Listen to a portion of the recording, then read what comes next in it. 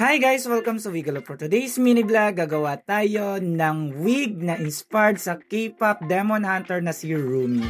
So itong wig na ito is in order ni Valeria from Over Philippines. So ang pinili niya is light violet kasi nga ang gagawin niyang buhok is yung kay Rumi. So dito sa video na to nakikita ninyo sinesection na ni Ian yung sa harapan kasi dito i-connect yung extension na ilalagay natin.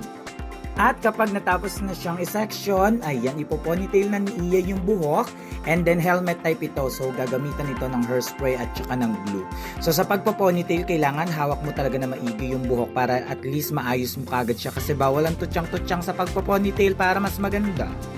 Ayan, so habang ini-hairspray, sinusuklay ni Ian para maayos na rin ang pagkaka-ponytail. So dito sa part na to, lalagyan na ni Ian ng glue para maging helmet type. And then para mas matibay na rin yung wig at matagal pong magagamit ng magper-perform. Dito okay na yung ponytail, so kung makikita ninyo matigas na siya. And then ang next natin is lalagyan na siya ng braided hair extension. So ito yung braided hair extension na ilalagay natin dito sa buhok na to. 40 inches ito, so mahaba.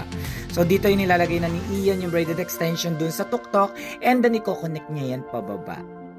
So ayan, so kung makikita ninyo yung hairspray din siya kasi itong braided extension na to, konting sabit lang, ay nako, nagtututyang-tutyang na talaga. Kaya sa mga gustong gumamit ng braided extension, ayan, lagyan nyo ng hairspray para maiwasan yung pagkatutyang. So dito, ayan, malapit na matapos si Ian sa pagbe-braid and then malapit nyo na makita yung final look na itong buhok na ito. Napakaganda na itong buhok na ito. So thank you Valeria sa pag-order sa amin ng ganitong wig. At sa gustong magpagawa ng ganitong wig para sa Christmas party nila or sa mga event ninyo, ayan, mag-message lamang kayo sa Wigger Enterprise, gagawan namin kayo. Eto na yung final look, o diba, napagkaganda. So, room-inspired drag queen wig para kay Valeria ng Over Philippines. So, sa mga gusto magpagawa neto, ayan, paano pa hinihintay nyo? I-message nyo na kami. Yun lang, thank you po.